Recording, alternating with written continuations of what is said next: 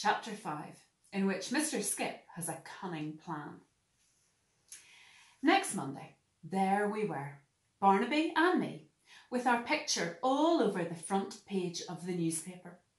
Super Donk wins the day at the races. Mum rang up Gran in the hospital. She rang up Auntie Mary. She rang everyone she could think of. Then she dashed out to buy a dozen copies of the paper.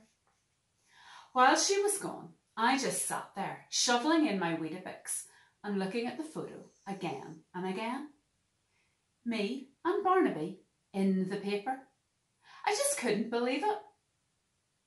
"You'd better believe it," said a voice. Mr. Skip. I'd almost forgotten about him. "You'd almost forgotten about me, hadn't you?" he said. He could read my mind too. "Listen, Jackie, a lot's going to happen in the next few days. I want you to remember just one thing. However impossible it sounds, just say you'll do it. All right?" "But what do you mean? What's going to happen?" "No questions, Jackie. Do it for Mr. Skip, eh? Like Barnaby did." We didn't have time to talk anymore because Mum came back, all excited and breathless and piled high with newspapers. "Everyone's seen it, Jackie," she said. "Everyone's talking about it, about the race, about you and Barnaby." And she was right. I had more friends walking with me to school that day than I'd ever had before. When I got into the playground, I was mobbed. Everyone asked me questions at the same time. "How did he do it, Jackie? What did you put in his food, Jackie? How did you make a donkey go that fast?" Luckily, they didn't give me time to answer because I had no answers to give. None I could tell them anyway. I hadn't a clue how Mr. Skip had made it all happen. All I knew was that it was him that had done it, and that was our secret. In assembly, our head teacher, Mrs. Tandy, waved the newspaper in front of everyone and read out the article. Then she said that Barnaby was a star and I was a star. Suddenly, I had a nickname. I had become Jackie de Tory. Of course, I got a few looks from Marty Morgan and some of his crazy Cossacks, but I didn't mind, not one bit. I tried not to look too happy, but it was difficult because I was right up there on cloud 9.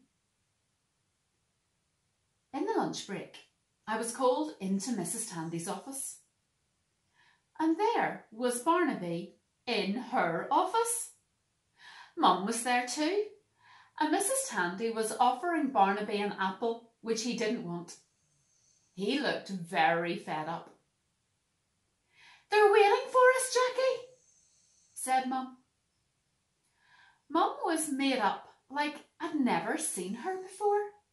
Lipstick, eyeshadow, mascara, the lot. And her hair, she'd had her hair done. She was grinning like a cat that's just got the cream. A cat with scarlet lipstick. Practically purring she was. "Who is?" I asked. "Who's waiting for us?" "Only the TV cameras. They want you to put Barnaby through his paces for them. They want to film him, and you too. You'll be on the telly, on the news." But all I could think was, what if Barnaby wouldn't do it a second time? What if he didn't go off like a turbocharged donkey? What if he didn't go off at all? "And Mrs. Tandy said, 'It's fine, Jackie,'" Mum went on. "She says she'll bring along the whole school to cheer you on. Isn't that just great?" Barnaby decided at that moment to take the apple and Mrs. Tandy's finger in the same bite. "Ah!" Mrs. Tandy shrieked, and then tried to laugh it off. "He's got a terrible powerful bite." "He's a terrible powerful donkey, Mrs. Tandy," said Mum, bursting with pride. "What's up, Jackie? You don't look well." I didn't feel well. I felt like running off there and then, legging it home. But then I heard Mr. Skip's voice in my head. "However impossible it sounds, just say you'll do it." So I said, "I'll do it." Less than half an hour later, there I was, mounted up on Barnaby, with the whole school looking on, and the woman from the telly interviewing me. It seemed like half the world was gathered there on the estate, watching and waiting. I tried to concentrate. "Don't kick him on," I was thinking. "Don't touch him with your heels, or he'll sit down. Ask him nicely, like you did before."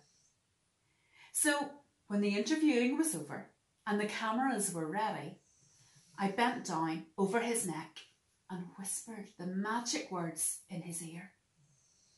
"Do it for Mr. Skip, Barnaby." His ears twitched, first one, then the other. And suddenly he was off from the start, like a racehorse. If anything, he was going faster than before. And like before, all I could do was hold on and pray I didn't fall off. There wasn't time to enjoy it. I just clung on and hoped. Even when we'd done the circuit round the estate and were galloping towards the crowds and the cameras, I still couldn't enjoy it because all the time I just had this feeling Barnaby was going to do what he'd done before. He was going to dump me. And so he did. And he chose the same place too. He ran on past the crowd, stopped dead in his tracks by his lock-up stable, and dumped me again in the same old smelly bin bags. Everyone loved that, of course. But now they loved me too, even the crazy Cossacks. It was Marty and Barry and the others who hoisted me up on their shoulders and carried me off in triumph. Unbelievable. It was even more unbelievable when I saw Barnaby and me on the TV news that evening. Afterwards, the phone never stopped ringing. Gran, Auntie Mary, and even total strangers.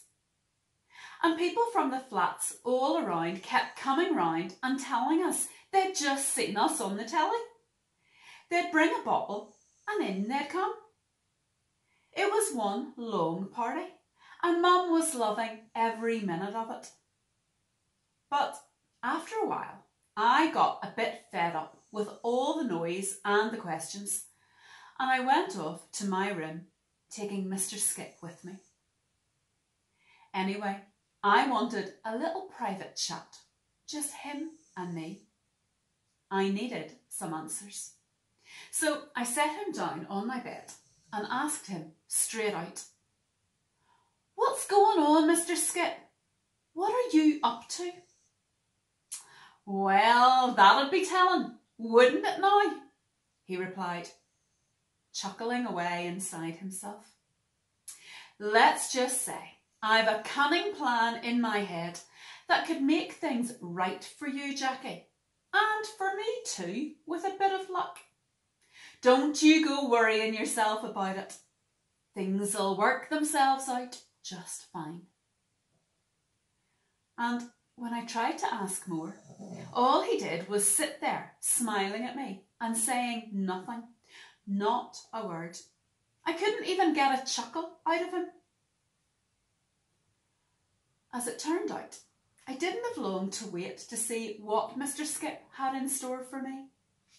Later that same evening, when everything had calmed down a bit, I went down to the lockup to groom Barnaby. I was making sure he had enough hay and water to keep him happy through the night, when Barry and Marty came looking for me, along with the other crazy Cossacks. They were all puffed out with running.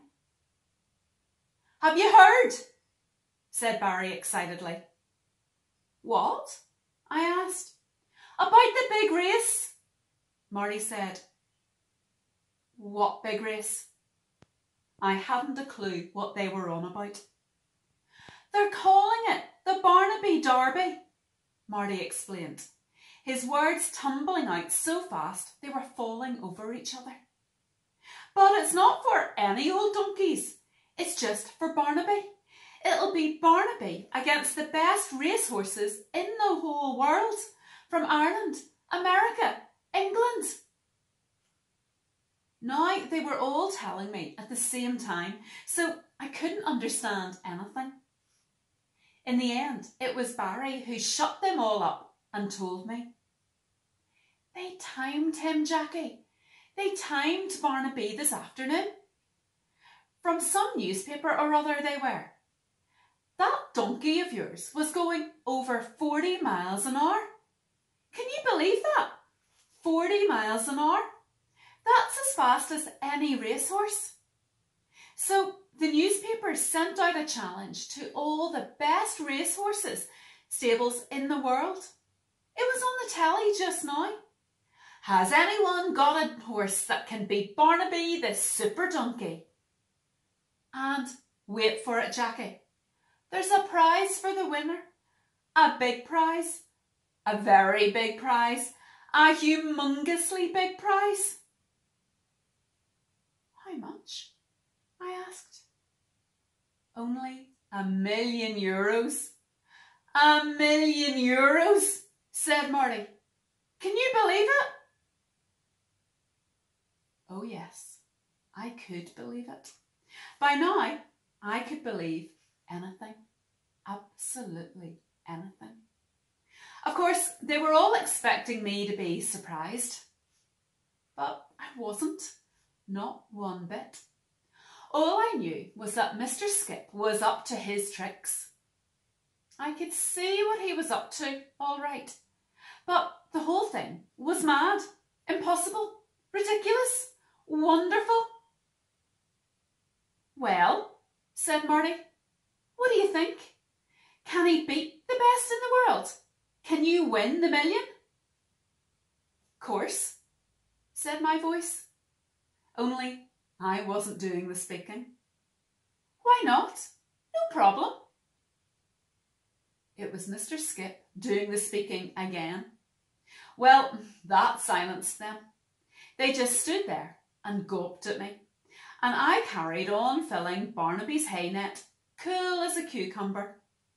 On the outside, that is. But on the inside, I was screaming. Barnaby against the best racehorses in the world? Are you off your trolley or what, Mr. Skip? Mum was alone in the kitchen, washing up when I got back up to the flat. Everyone else was gone. I could tell she hadn't heard, that no one had told her. I mean, she wasn't leaping up and down, was she? And I could see from the smug smile on Mr. Skip's face that he didn't need to be told a thing. Nothing at all. "Mum," I began, "I've got some news." And then I told her. €1,000,000, she breathed, leaning back against the sink to steady herself. "1,000,000 smackaroos?" "Yep," I said. "Can you do it? Can Barnaby do it?" "Yep," I said again. And she threw her soap-sudsy hands in the air and danced around the room, whipping like a mad thing. "Jackie! Oh, Jackie! We can have our dreams. They can all come true. the stables for the horses, my house in the country, my chickens and ducks, a horse of your own. And she hugged me so tight I thought I'd break. Over her shoulder I saw Mr. Skip sitting there on the table, smiling at me with "I told you so" written all over his chubby little face. His eyes were telling me, "You can do it, Jackie, you can do it." And suddenly I believed I could too, and I was smiling right back at him.